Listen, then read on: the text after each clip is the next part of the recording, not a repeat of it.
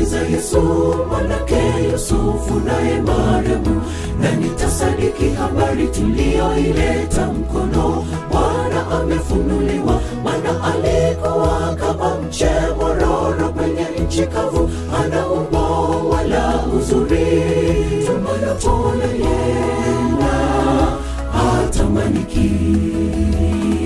Nisimuliwe habari za Yesu mwanake Yusufu naye Mariamu, na nitasadiki habari tulioileta mkono. Bwana amefunuliwa, maana alikuwa kama mche mwororo kwenye nchi kavu, hana umbo wala uzuri, tumana pole yena hatamaniki.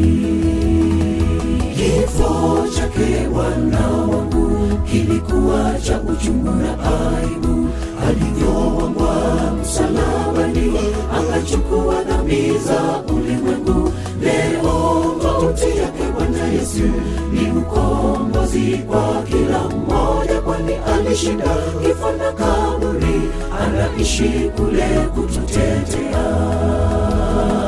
Kifo chake Bwana wangu kilikuwa cha uchungu na aibu, alivyowangwa msalabani akachukua dhambi za ulimwengu. Leo mauti yake Bwana Yesu ni ukombozi kwa kila mmoja, kwani alishinda kifo na kaburi, anaishi kule kututetea.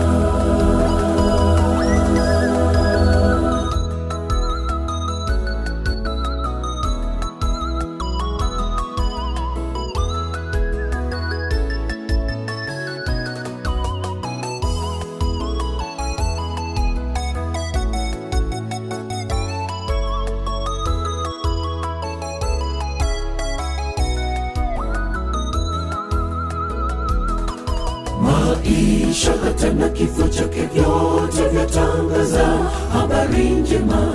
Aliacha kiti cha enzi na utukufu aje atufilie wenye dhambi, akalipa deni tukanunuliwa, tukatoka kifo cha milele, tulikombolewa kutoka mauti. Maisha hata na kifo chake vyote vyatangaza habari njema. Aliacha kiti cha enzi na utukufu aje atufilie wenye dhambi, akalipa deni tukanunuliwa, tukatoka kifo cha milele, tulikombolewa kutoka mauti.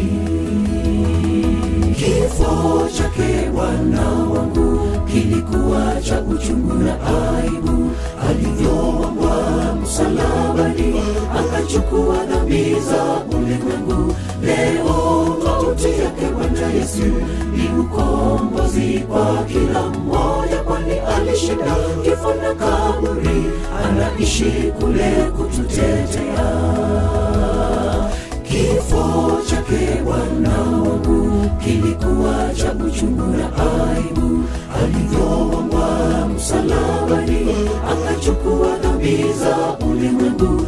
Leo mauti yake Bwana Yesu ni ukombozi kwa kila mmoja, kwani alishinda kifo na kaburi, anaishi kule kututetea.